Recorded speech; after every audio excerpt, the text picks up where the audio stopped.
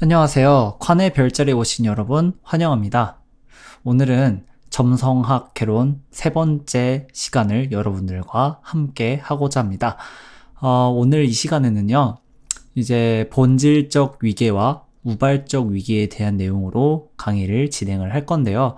혹여라도 이제 그 점성학 차트에 대한 기본적인 부분이 부족하시거나 혹은 별자리나 하우스 행성에 대해서 잘 모르겠다 하시는 분들께서는 점성학 개론 두 번째 강의를 꼭 시청해 주신 후에 이 편을 시청해 주시면 감사하겠습니다. 네, 그 바탕화면에 보시면은 지금 모리누스 창이 하나 띄어져 있는 거를 확인하실 수 있을 거예요. 이 모리누스 창은 지금 제가 녹화하고 있는 시간에 맞춰서 그 차트를 하나 띄워놓은 거거든요. 그래서 이 차트를 기본으로 해서 오늘 내용인 본질적 위계와 우발적 위계에 대한 내용을 진행을 하도록 하겠습니다. 네, 용어가 조금은 어려워요. 본질적 위계와 우발적 위계. 잘 와닿지 않는 용어입니다. 그래서 이거를 조금 더 바꾸자면은 영어로는 essential dignity와 accidental dignity 이렇게 나옵니다. dignity라는 용어는 아마 한 번쯤은 들어보셨을 거예요. 점성학을 하신다면 못 들을래야 못 들을 수 없는 그런 용어거든요. 그래서 이제 이 dignity를 가지고 위계라고 하는데요. 일단은 위계가 있고 그 안에 본질적 위계, 우발적 위계 두 가지 정도로 나눠질 수 있다.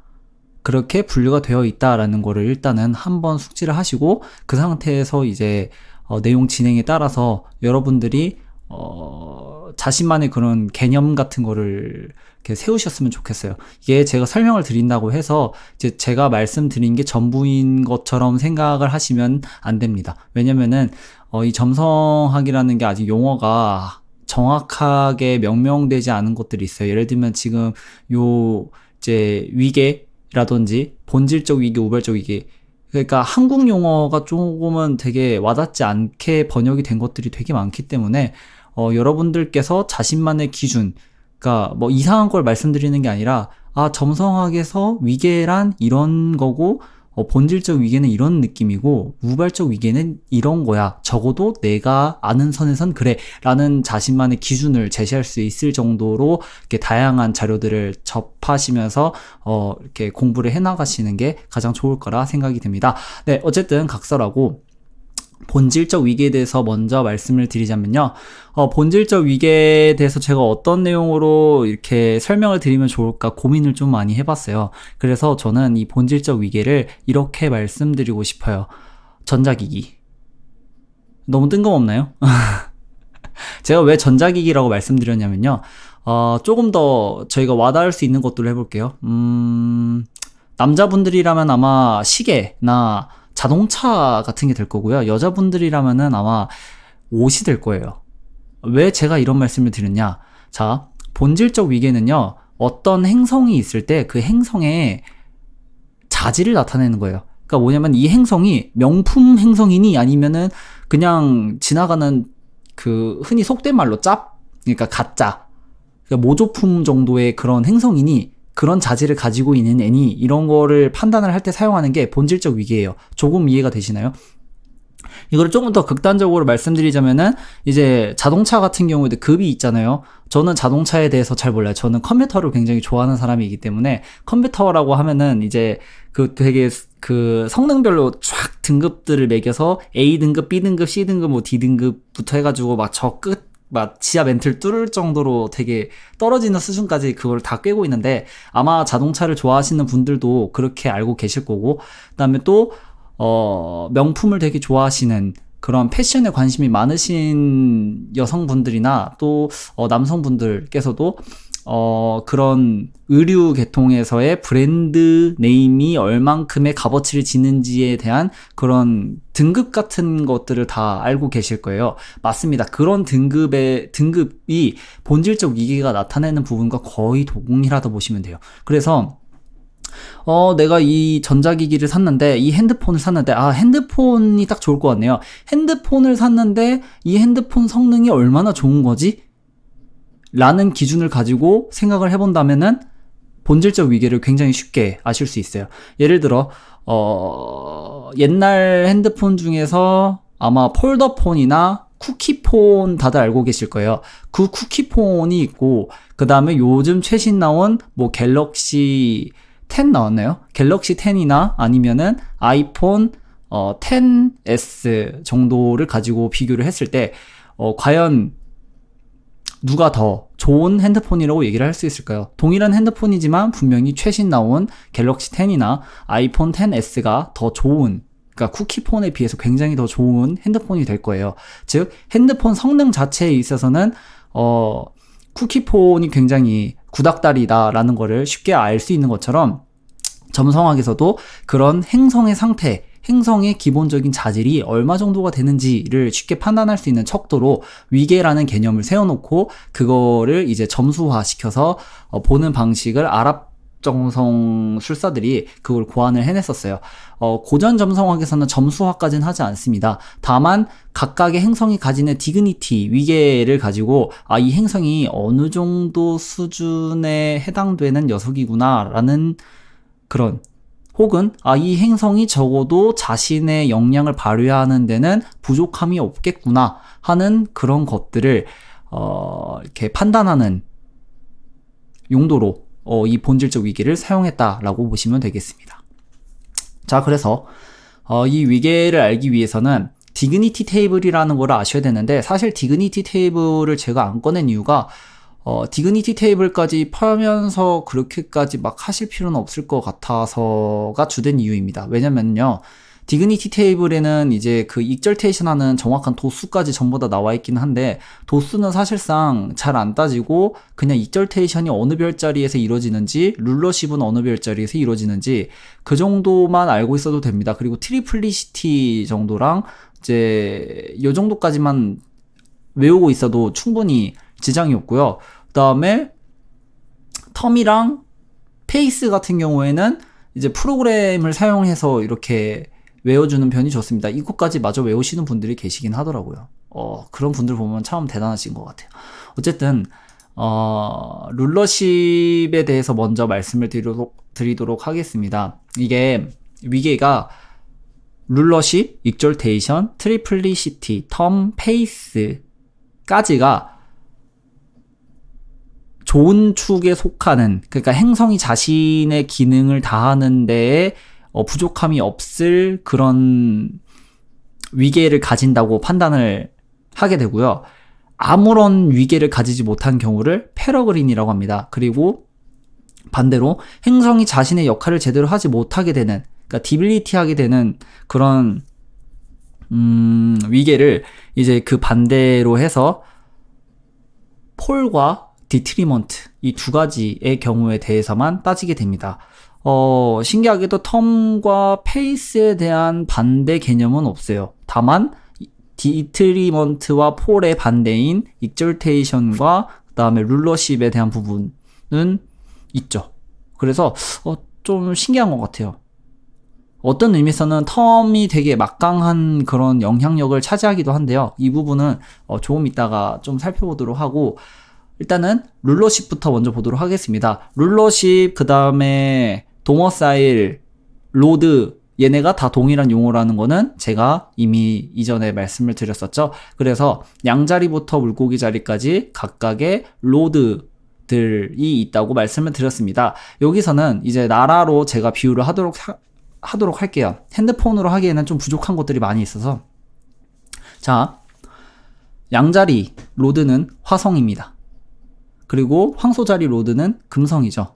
그때 제가 전편에서 말씀드렸어요. 요 사자자리랑 개자리 기준으로 대칭을 만든 다음에 이렇게 수성, 금성, 화성, 목성, 토성이 된다라는 거, 이렇게 외우면 쉽다고 말씀을 드렸습니다. 그래서 어쨌든 양자리 화성이 있고 황소자리 금성이 있어요. 그리고 이 금성은 요 천칭자리의 로드이기도 하죠. 그래서 이 두 별자리를 가지고 제가 예시를 들어보도록 하겠습니다. 자, 두 개의 별자리는 서로 적대하는 나라예요. 그러니까 국가로 따지면 두 별자리는 서로 적대시하는 그런 국가인데, 웬일인지 금성, 그러니까 천칭자리의 국왕인 금성이 양자리로 들어갔어요. 그렇다면 금성은 자신과 적대시하게 되는 그런 국가에 들어가게 된 거죠. 그러면 이 국가는 과연 이 금성을 제대로 받아줄까요? 아마 금성은 굉장히 눈치를 보면서 몸을 사리듯이 조심스럽게 이 나라로 들어가게 될 거예요. 그리고 행동하는 것도 엄청 조심스럽게 되겠죠. 그러면 금성이 자신의 기본적인 색채를 잘 드러낼 수 있을까요? 아마 그렇지 못하게 될 거예요. 그래서 이걸 두고 디트리먼트 한다라고 표현을 합니다. 즉 반대 별자리의 로드가 이 별자리로 들어오게 되면, 그러니까 A 별자리가 있고요. 그의 반대 별자리를 B라고 할게요. 그러면은 A 별자리 로드가 B 별자리로 들어가게 됐을 때 그 A 별자리 로드를 이제 디트리먼트 한다라고 표현을 하게 됩니다. 용어가 너무 어려운데요. 제가 이 차트 굉장히 예시 들기가 좋은 차트라는 걸 지금 방금 보면서 많이 느끼고 있어요. 자, 보시면요. 여기 전갈자리 로드가 뭐죠? 화성입니다. 자, 이 화성이 지금 어디 있죠? 반대 별자리인 금성이 다스리는 별자리 그 황소자리인 황소자리에 화성이 지금 위치해 있어요. 그러면 이 화성은 지금 금성의 별자리로 지금 간 거죠. 사절단으로 지금 갔어요. 잘 움직일 수 있을까요? 아마 굉장히 불편해하고 있을 거예요. 이게 바로 디트리먼트 한다고 하는 겁니다. 그래서 이 화성은 지금 황소자리 5도에서 디트리먼트 하고 있습니다. 굉장히 별로 안 좋은 거죠. 네, 이 디트리먼트가 반드시 무조건 안 좋다라고 보기는 좀 어렵지만 대체로 안 좋습니다. 왜냐면은 자신의 기능을 제대로 하지 못하는 거기 때문에 자신이 제대로 기능하는 거에 비해서는 별로 좋지 않은 게 당연하겠죠. 왜냐면은 화성이 예를 들어 이제 화를 낸다고 했을 때 올바른 화성은 뒤끝 없고 깔끔하게 화낼 때 탁 화내고 그러고 끝낸다면은 이런 화성 같은 경우는 굉장히 뒤끝 있고 계속 뭔가 질질 끄는 느낌 있잖아요. 되게 기분 나쁘게 이렇게 화를 내는 그런 느낌으로 다가올 수 있어요. 즉 화성의 본 모습이 약간 뒤틀린 형태로 드러나게 된다는 거죠. 이런 형태는 화성이 디트리먼트 하거나 폴하는 경우에 굉장히 자주 발생할 수 있습니다. 네. 폴은 조금 이따 얘기 드리고, 다시 또 보면은 여기 지금 수성이 눈에 들어오는데요. 이 수성이 왜 눈에 들어오느냐? 잘 보세요. 수성이 다스리는 별자리는 뭐죠? 쌍둥이 자리랑 처녀 자리입니다. 지금 쌍둥이 자리 여기 있고 처녀 자리 여기 있는데, 지금 수성이 처녀 자리의 반대편 목성이 다스리고 있는 별자리인 물고기 자리에 위치해 있어요. 이 수성 또한 디트리먼트 하고 있습니다. 네, 이제 무슨 느낌인지 감이 오시죠? 자, 근데 이 수성 같은 경우는요, 지금 디트리먼트만 하는 게 아니라 폴도 같이 하고 있어요. 자, 폴은 익절테이션의 반대입니다. 익절테이션이라 하면요, 환호라는 의미를 가지고 있어요. 이게 왜 환호냐? 자, 12개 왕국이 있습니다. 12개 왕국이 있는데 얘네들이 적대시하는 왕국만 있을까요? 아마 아니겠죠. 적대시하는 왕국만 있는 게 아니라 분명히 이들 사이에도 관계가 있을 거예요. 뭐 A 국가가 B 국가랑은 되게 친교를 잘 맺고 있다든지, C 국가랑 D 국가가 또 친교를 맺고 있다든지 하는 식의 그 국가별마다 약간의 그런 서로 이렇게 좋고 좋아하는 그런 관계가 분명히 있을 거란 말이에요. 이런 관계가 바로 익절테이션 관계입니다. 그래서 이 수성 같은 경우에는요, 자신이 다스리는 국가인 처녀 자리가 동시에 익절테이션을 할 수 있는 국가이기도 합니다. 네, 그러니까 자기 자신이 자기 자신과 친교를 맺고 있다는 의미인데요. 좀 되게 독특한 별자리예요, 이 처녀 자리는.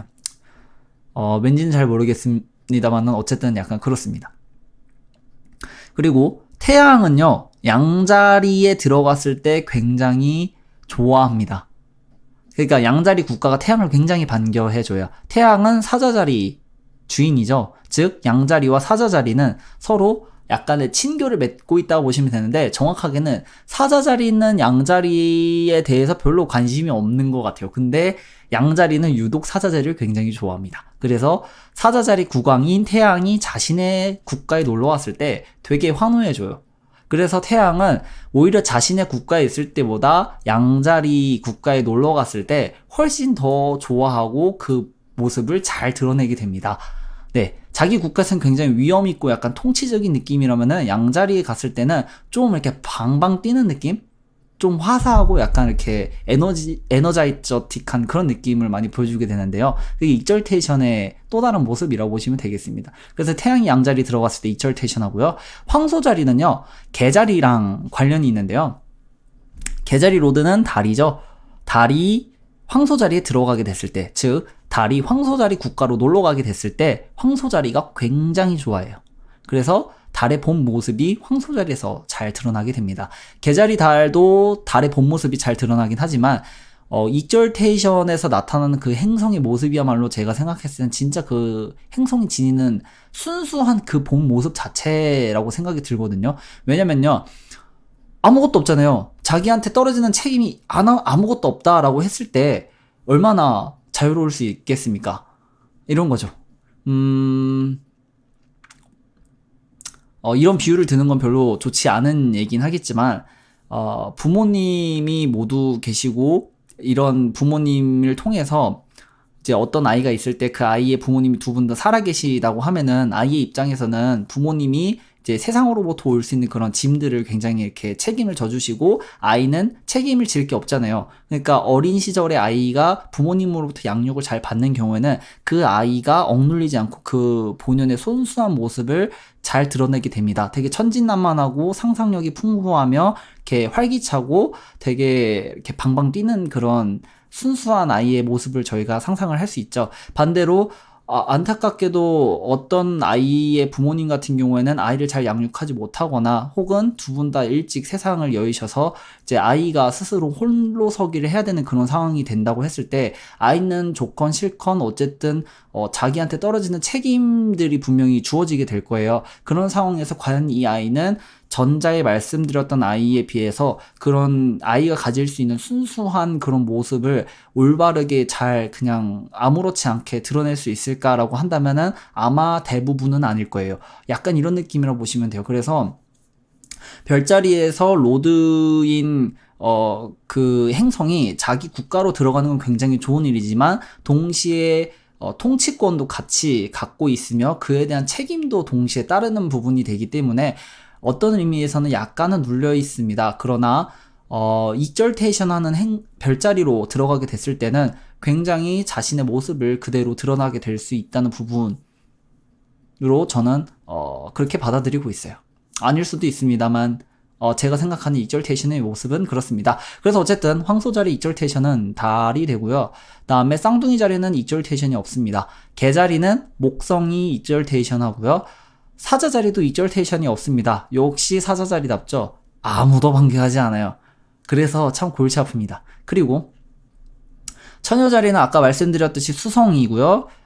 그 다음에 천칭자리는 토성을 되게 환호해요. 되게 신기하게도 한쪽 국가인 황소자리에서는 달을 받아들이는가 하면은 나머지 국가인 천칭자리에서는 토성을 받아들이게 되는데요. 그래서 금성이 다스리는 두 개 별자리지만 약간의 느낌이 달라지게 됩니다. 금성에서의 아름다움은 약간 그 육덩미라고 해야 되나요? 육체미? 약간 그런 풍만한 느낌으로 다가오는 아름다움이라면 천칭자리에서의 아름다움은 그 고풍스러움 있죠? 그 좀 오래된 옛것에서 찾아볼 수 있는 좀 낡긴 했지만 그럼에도 뭔가 기품이 있게 느껴지는 그런 부분들에서 천칭자리의 아름다움을 찾아볼 수 있습니다. 그래서 두 개의 별자리가 동일한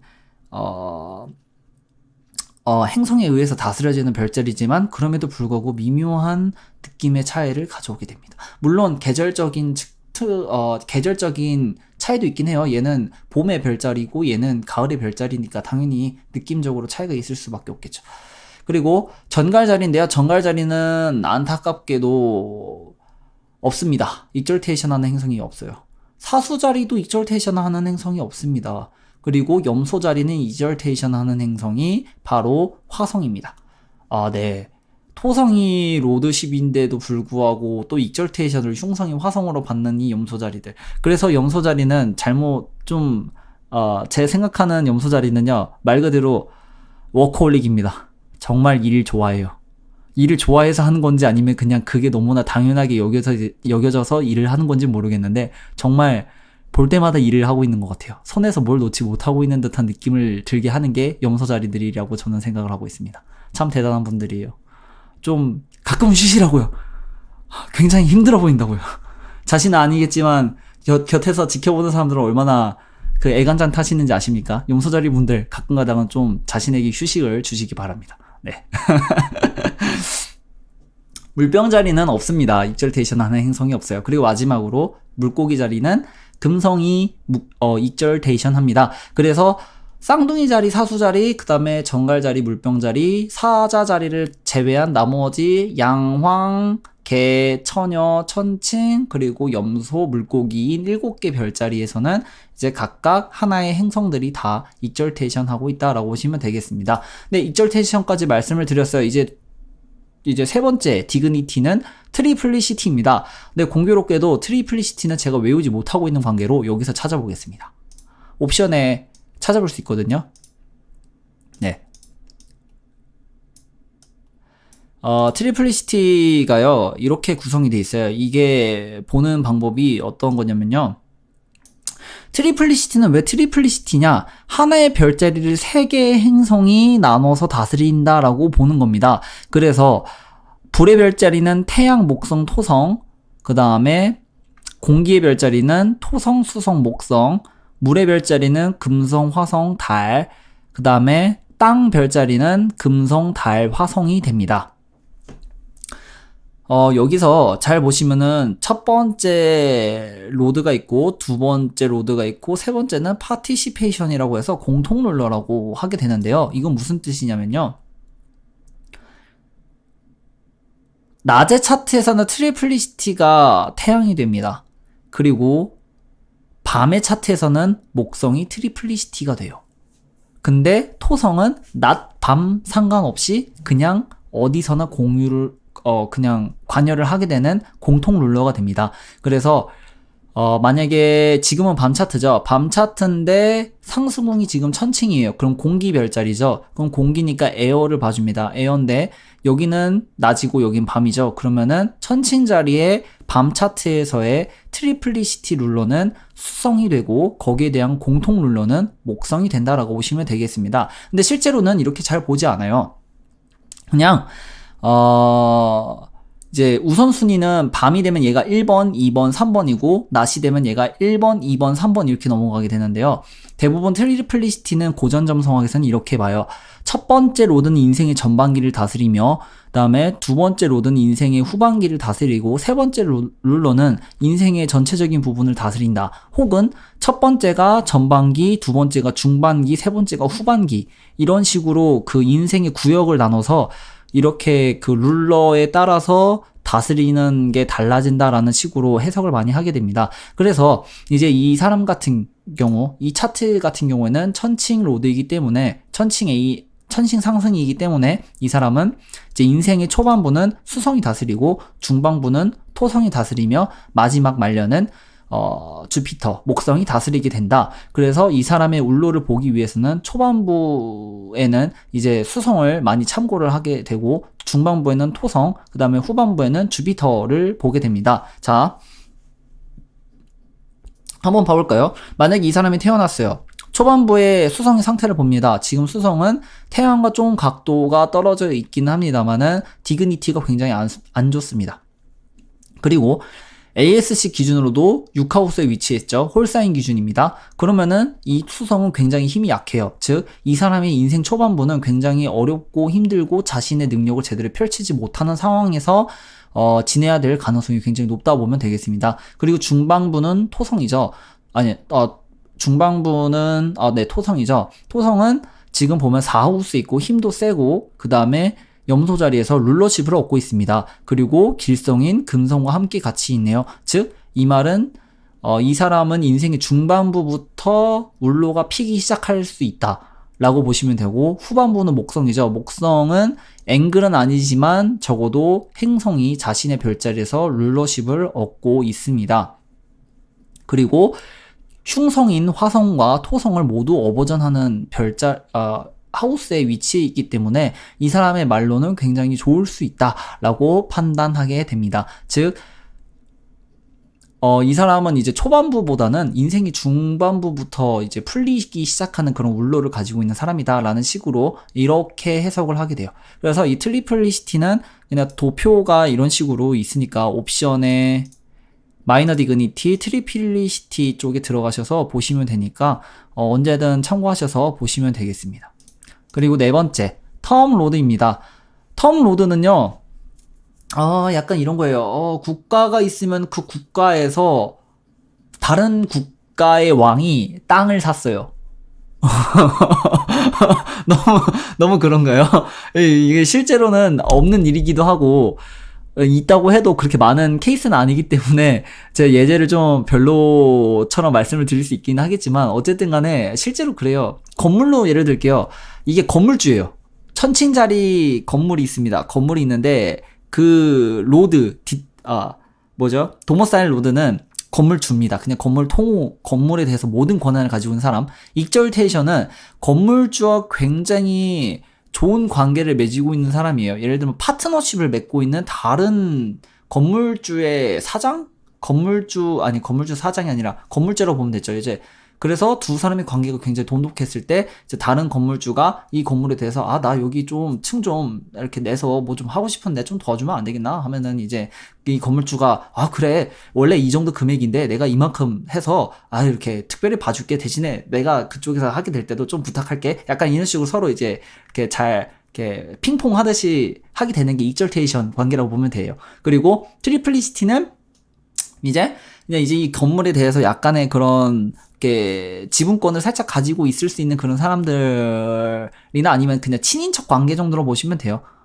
그리고 텀은요, 이 건물에 대해서 특정 층에 대해서만큼은 자신의 권한을 완전하게 이렇게 주장할 수 있는 사람이 됩니다. 예를 들어 이 건물이 있는데 어떤 사람이 건물을 세내서 들어온 게 아니라 자기가 나 돈 줄 테니까 2층에 이 구역은 내가 완전히 내 명의로 하고 싶어. 그래서 돈 줄 테니까 이거 내 명의로 해줘. 약간 이런 식으로 했을 때 건물에 대한 권리는 분명히 금성에게 있지만 적어도 이 구간만큼은 토성에게 권한이 있는 거예요.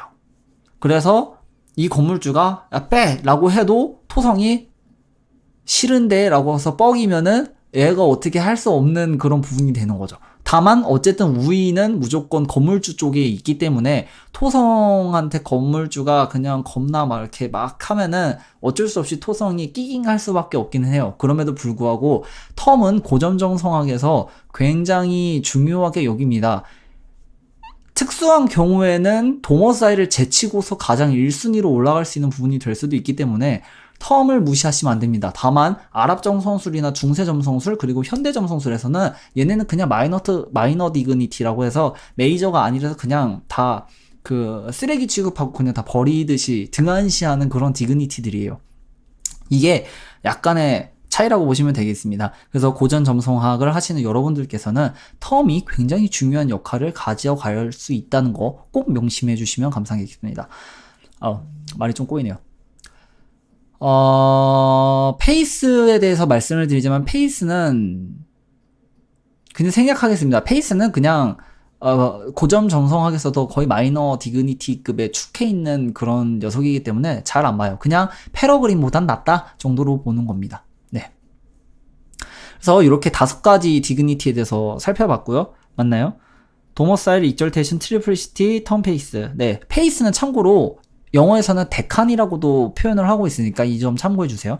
다음에 패러그리는요. 아무런 위계를 얻고 있지 못하는 상태를 얘기를 합니다. 지금 보시면 달 있죠. 달이 천칭자리에 대해서 어떤 위계를 얻나요? 아니요. 아무 위계도 얻지 않고 있습니다. 즉 중립국가에 갔다라는 의미가 돼요. 그래서 달은 그냥 다른 나라, 즉 개자리의 왕으로서 천칭자리로 그냥 뭐 놀러 가는 느낌? 예. 네. 뭐 권한을 행사할 수 있는 것도 아니고 그렇다고 자신의 본분을 다 이렇게 자신의 그런 성품을 다 드러내는데 어려움이 있는 상태는 아니에요. 다만 위계가 없기 때문에 뭔가 더 좋고 나쁘고 할 게 없는 그냥 놀러 간 느낌 혹은 다른 국가 가는 길에 잠깐 들른 느낌이라고 보시면 되겠습니다. 네. 다만 그 달 같은 경우는요. 제가 알기로는 보이드 오브 코스인가요? 그 달이 굉장히 싫어하는 구간이 있었던 걸로 기억하는데요. 천칭자리 후반부터 전갈자리 초반 부분까지였나?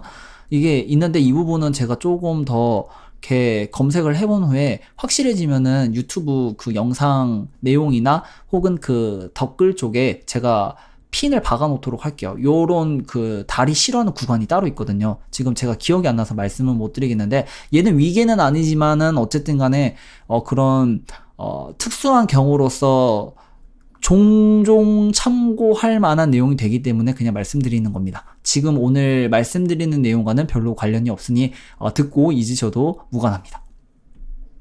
그리고 이제 남은 이제 안 좋은 디그니티들이 두 개가 있죠. 디트리먼트와 폴입니다. 디트리먼트 폴은 방금 수성을 통해서 이렇게 충분하게 예를 들었는데요. 다시 이제 재차 말씀을 드리자면은 디트리먼트는 약간 이런 거라고 해야 되나요?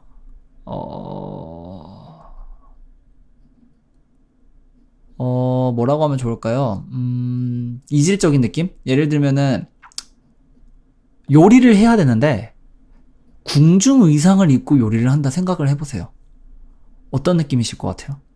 요리를 과연 잘 할 수 있을까요? 인류 요리사인데 이 사람 인류 요리사예요. 근데 요리사 복장이 아니라 이상한 복장을 해놓고 굉장히 요리하기 불편한 복장을 입혀놓고서 그 상태로 요리를 하라고 시키는 거예요. 아무리 인류 요리사라고 해도 이 의상이 굉장히 신경 쓰여서 자신의 역량을 제대로 다 드러내지 못할 거예요. 이런 느낌이 바로 디트리먼트 같은 느낌이라고 보시면 돼요.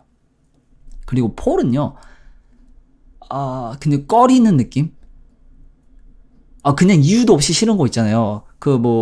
사람마다 다르긴 한데, 이제, 저 같은 경우에는 이제 찍먹파냐, 부먹파냐라고 했을 때 저는 무조건 찍먹파예요. 그럼 부먹파는 싫어요. 눅눅해져서 되게 싫거든요. 그냥, 근데 이거는 이유가 있잖아요. 근데 이거 말고도 그냥, 이건 그냥 싫어. 이유 없고 그냥 싫어. 라고 하는 부분이 바로 폴이에요. 이거 진짜 추상적인데 이렇게 말씀드릴 수밖에 없어서 되게 죄송해요. 근데 이게 제일 와닿는 표현이에요. 좀 되게 모순적이긴 한데 정말 그래요. 정말 익절테이션은 그냥 좋아. 이건 그냥 좋아. 완전 짱이야. 이런 느낌이랑 폴은 그냥 싫어 이거고요. 룰러십은 이래서 좋아. 이유가 있고 디트리먼트는 이래서 너무 불편해. 그래도 조금은 감내하고서 할만해. 라는 느낌이 디트리먼트예요. 그러니까 뭔가 해야 될 때 불편을 감수하고서라도 어떻게든 하겠어 라고 하면은 그건 디트리먼트고요. 그냥 이유도 없이 너무 싫은 거. 그냥 감내하고 자시고 할 거 없이 그냥 싫어서 쳐다도 보기 싫은 게 폴입니다. 그런 느낌으로 보시면 좋아요. 되게 너무 추상적으로 말씀드리는 것 같아서 이게 계속 재차 말씀드리지만 제가 디그니티에 대한 개념을 이런 식으로 잡고 있어서 좀 그래요. 저 되게 추상적으로 많이 잡고 있거든요. 그래서 이 부분은 여러분들 이게 뭐야 하면은 그냥 다른 분들 영상이나 아니면은 글 참고하셔서 개념을 정립하시는 걸 추천드리겠습니다. 저는 이렇게 잡아도 전혀 지장이 없어서 이렇게 잡았는데 이거 말고 더 이상 와닿는 표현이 없는 것 같아요. 근데 어쨌든 이렇게 해서 본질적 위기에 대한 내용들 모두 말씀드렸습니다. 본질적 위기는 다시 말씀드리지만 핸드폰으로 비유를 했을 때 이제 그 핸드폰의 성능이 얼마 정도 됐는지 이제 절대적인 부분을 볼 때 행성의 근본적이고 기본적인 품성을 볼 때 판단을 하게 되는 역량 판단의 하나의 척도로서 볼 수 있는 그런 개념이라고 보시면 되겠습니다. 자, 이어서 우발적 위계. 네, 우발적 위계는요, 하우스에 대한 개념을 아셔야 되는데, 하우스는 제가 전편에 설명을 드렸거든요. 그래서 전편 영상 안 보신 분들 꼭 시청하시고 오시기 바랍니다. 만약에 시청 안 하셔도, 저는 그거 다 알고 있어요. 라고 하시면, 네, 그냥 시청하셔도 됩니다. 그런 분들은, 뭘 하셔도 잘 하실 분들이시기 때문에 저는 별로 관여하지 않습니다. 다만, 궁금하신 게 있다면 언제든 댓글 남겨주세요. 제가, 답해드릴 수 있는 선에서는 최대한 답 남겨드리도록 할게요. 그래서 우발적 위계는 이제 하우스의 세기를 통해서 이 행성이 자신의 능력을 얼만큼 발휘를 하게 될 수 있을지를 나타나게 됩니다. 이거는 이렇게 말씀드릴 수 있을 것 같아요. 이거는 거의 빼박이에요. 자, 이것도 제가 어떤 식으로 예제를 들면 좋을지 여러 가지를 생각을 해봤는데요. 마라톤이 열립니다. 아니죠. 올림픽이 열려요. 올림픽인데 세계가 참석하는 4년마다 한 번씩 열리는 국제 올림픽이에요. 자, 그럼 규모가 엄청 크죠. 이 규모에 나가는 선수는 순위가 무조건 정해지게 돼 있어요. 그 중에서 꼴등도 생기고 1등도 생기죠.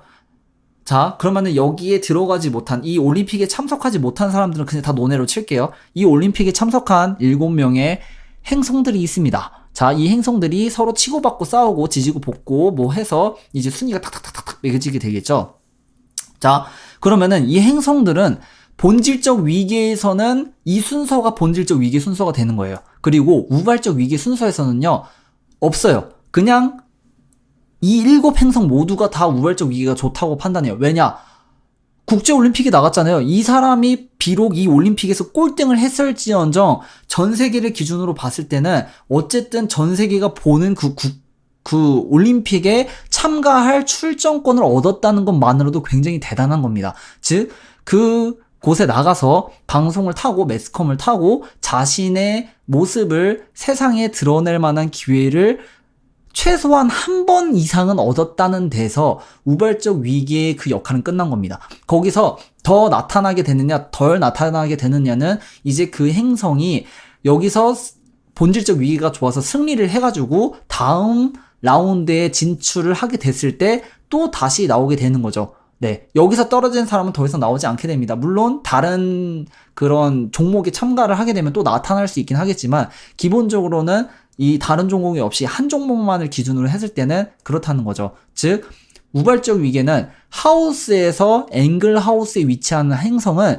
자신의 본질적 위기와는 전혀 무관하게 무조건 삶에서 굉장히 큰 이벤트로 드러나게 된다는 부분입니다. 즉, 거기서 드러나게 됐을 때 잘할까 못할까는 본질적 위계가 다스리는 거고요. 그냥 드러나는 거는 우발적 위계예요.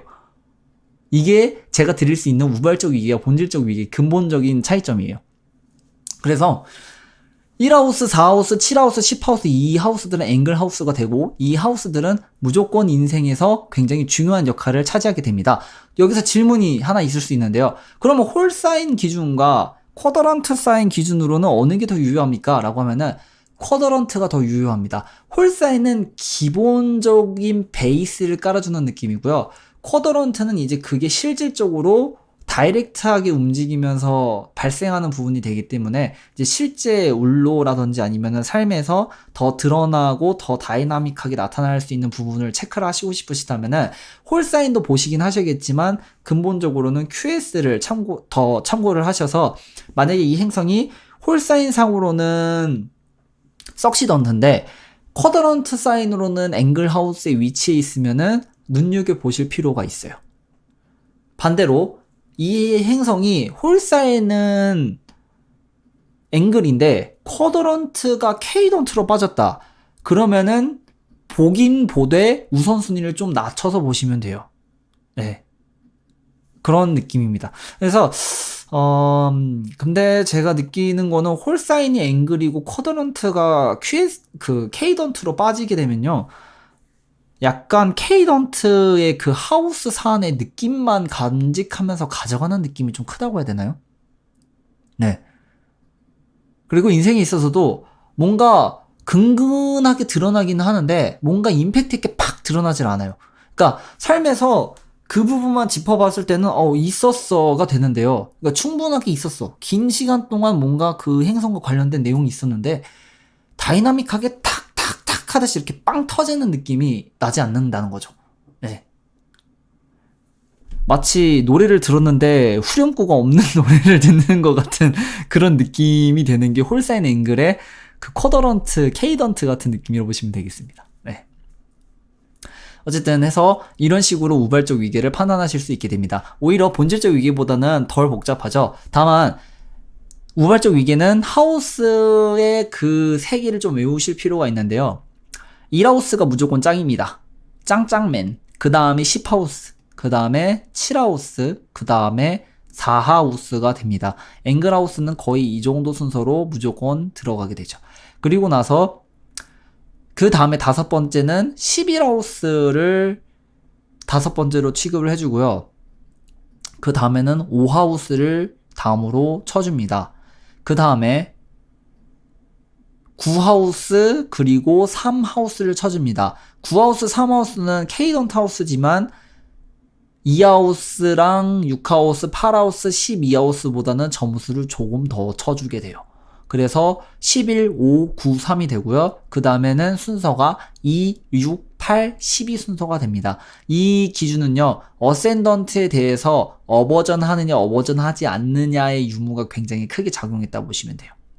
그러니까 2, 5, 8, 11은 사실상 석시던트 하우스로서 앵글 하우스는 아니지만 적어도 50%의 힘을 발휘할 수 있는 공간이지만 2하우스와 8하우스 같은 경우는 1하우스에 대해서 어버전하는 하우스이기 때문에 사실상 그 위력이 굉장히 낮다 판단이 돼서 3하우스와 9하우스 쪽으로 그게 우선순위가 넘어가게 돼서 이제 9, 3 다음에 2, 6, 8, 12 하우스 순으로 넘어간다고 보시면 되겠습니다. 그래서 1, 10, 7, 4, 11, 5, 9, 3, 그 다음에 2, 6, 8, 12에서 이런 식으로 순서 총 12개 하우스에 대한 힘의 세기가 정해져 있다라고 보시면 되겠습니다. 그래서 나중에 알무텐이나 뭐 이런 것들을 계산을 하게 되실 거예요. 그래서 그거 계산하실 때 이제 이런 하우스에다가 점수를 매기고 디그니티에다가도 점수를 매겨서 우발적 위계와 본질적 위계의 점수를 모두 합산한 그 행성이 이 차트에 대해서 최종적으로 굉장히 강한 힘을 드러내고 있는 행성이다 라고 판단을 하게 되는 부분이 됩니다. 이 차트 같은 경우에는 간단하게 보면요, 달 뺍니다. 수성 빼버리고요, 화성 빼버리고요, 목성이랑 토성이랑 금성 남는데요, 금성은 빼버리고 토성이랑 목성 중에서 토성입니다. 즉 이 차트는 토성이 알무텐인 차트예요. 너무 과감하게 생략했네요. 근데 점수 계산하셔도 아마 토성으로 나올 거예요. 목성이 디그니티 룰러십 5점에 토성 5점이죠. 근데 이라우스는 다른 12점이지만 얘는 페러그랜에서 12점이 끝이에요. 그리고 화성은 오히려 디빌리티 하기 때문에 마이너스 5점을 먹고 그 상태에서도 8하우스니까 그냥 나가리고, 그 다음에 6하우스 수성 얘 디트리먼트랑 폴 둘 다 먹고 있죠. 끝났어요. 태양도 얘는 디그니티 못 얻고 있으니까 페러그랜 0점에다가 6하우스면 점수가 굉장히 낮아요. 애초에 이길 수가 없는 거죠. 그리고 목성은 5점을 먹지만 하우스 상으로는 3하우스예요. 그러니까 밑에서 다섯 번째예요. 그러면은 5점에 5점 더면 10점이죠. 달보다 못합니다. 점수가. 패스예요. 근데 토성은 4하우스에다가 디그니티도 얻고 있죠. 1, 2, 3, 4니까 얘가 8점에다가 디그니티 5점 하면 13점이에요. 다른 12점이었죠. 1점 차로 토성이 이기게 됩니다. 그리고 토성은 다른 그냥 단순히 하우스만 좋을 뿐이지만 토성은 토성이 다스리고 있는 별자리의 위치에 있기 때문에 훨씬 더 강력하게 영향을 발휘할 수 있는 장소에 있다라고 보시면 되겠습니다. 네, 이런 식으로 알무텐도 간단하게 계산을 해보실 수 있을 거예요. 알무텐은 나중에 넘어가면은 한 9강쯤에 제가 커리큘럼 상에는 맞춰놔서 그때 알무텐과 그 고전 점성학에서 전통적으로 내려져 오는 큐리오스라고 하는 그런 방식이 있어요. 그래서 그거를 통해서 차트를 대입을 해가지고 여러분들의 큐리오스를 찾는 실질적인 그런 역할을 갖는 그런 행성들의 관계도를 형성을 해서 이것들을 가지고 이제 이 차트가 어떤 식으로 구성이 되어 있는지를 이제 판단을 하게 되는 기법이에요. 큐리오스가. 그래서 이제 나중에 되면은 그때 여러분들과 함께 하는 시간을 가져보도록 하겠습니다. 네. 어쨌든 오늘 이렇게 저와 함께 본질적 위계와 우발적 위계에 대해서 알아보는 시간을 가졌는데요. 어떠셨나요? 굉장히 좀 낯선 개념일 수도 있고, 혹은 공부를 좀 많이 하셨다 하면은, 많이 익숙해져 있는 개념이시긴 하겠지만, 이런 식으로 또 설명을 드리니 조금은 감회가 새롭지 않으신가요? 제 기분 탓이었다면은 죄송하긴 하지만, 그래도 저는 꿋꿋이, 여러분들께 본질적 위계와 우발적 위계가 이런 것이다라는 거를 말씀드리고 싶어서, 요번 강의 때, 제가 생각했던 것들에 대해서 다 얘기를 하는 시간이 됐던 것 같아요.